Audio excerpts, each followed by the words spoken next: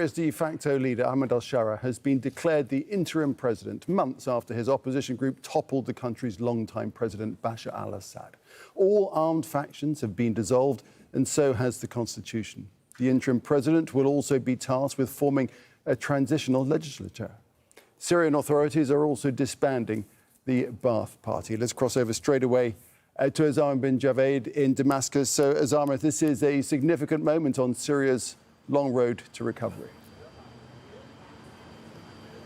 Absolutely. It does not come as a surprise, but it does now concretely mean that Syria has a new president, a president who says that he has the legitimacy conferred to him by all of the armed factions, the revolutionary fighters who fought Bashar al-Assad's government for the last 14 years, members of the civil society, political groups, and everyone else that he's been meeting in the last 6 weeks. According to him and state media, Bashar, he is now going to lead Syria through this transitionary period. We don't know what this transitionary period is going to look like because we believe that it's been extended for another 3 months. We don't know what the new constitution is going to look like because that has now been dissolved. And if you remember, in the last 14 years, there have been a number of attempts to try and rewrite this constitution with the former government in power. There were Syrians who were delegated to try and find a solution, but they weren't able to come up with a concrete set of solutions which was acceptable to all sides. What we are hearing from this important meeting here in the Syrian capital, that not just armed factions, but everything else which belonged to the former regime does not exist in its former shape, including the former army, the police force, the parliament, the constitution, and everything else.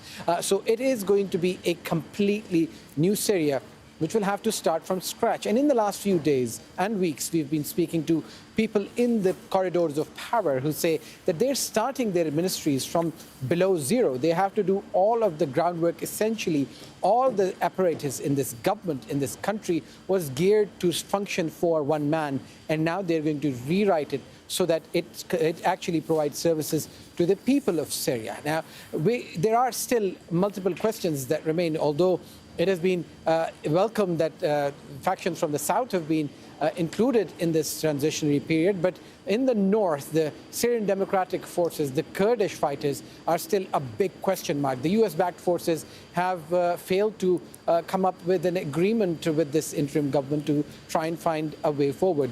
This is also not just a problem for the internal government, but also its strongest ally, Turkey, as well, which has been alluding towards launching an operation. And then the biggest task that this country will face is try and convince people, not just here, but the outside world as well, that this is a government which is going to represent its people, and the sanctions that are crippling this country should be removed as well. And that's the key thing, is it? To help lift this country from this, well, as you say, less than standing start, below zero. Sanctions are a key part of all this. So the EU has already issued a roadmap for doing just that. And I suppose that al-Sharaa will be hoping that this move will expedite things.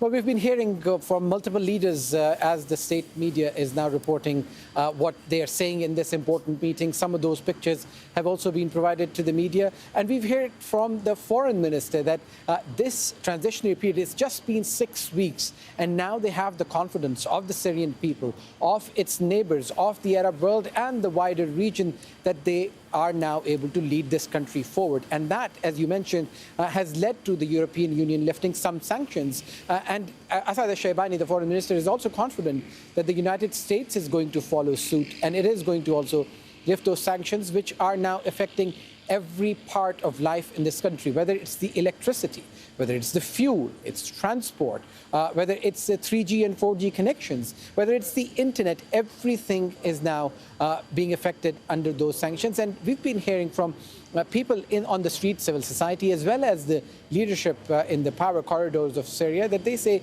these sanctions were specifically targeted at Bashar al-Assad and his government, the way he was suppressing his people, the way he was taking this country towards a completely failed state and an economy which was built on illicit drugs. And now that his government has been removed, those sanctions should be swiftly and immediately removed.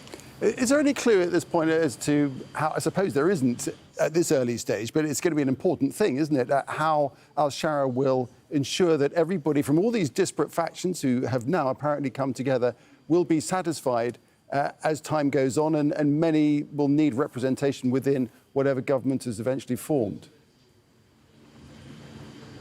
Well, Nick, this group, Hayat Tahrir al-Sham, has now inherited a country which for more than a decade has been divided along sectarian lines, along ethnic lines, along the lines of fighters which constituted various parts of opposition to the Assad regime, and he has to bring them all together. And this is the significant part that is going to play a key role on not just the legitimacy of the leadership, but also how Syria moves forward. Because if those fractures continue, if the Syrian people do not feel that they stand united behind their leadership, it is going to lead to further fragmentations. And as I mentioned, apart from the Kurdish fighters in the north, everyone else seems to be on the same page. I was sitting with people, members of the civil society, people who belong to the far left of this country, and they even say that they believe that now is the time for consolidation of powers, of removing their differences, and everybody coming to the table to try and find solutions, a roadmap, a chart forward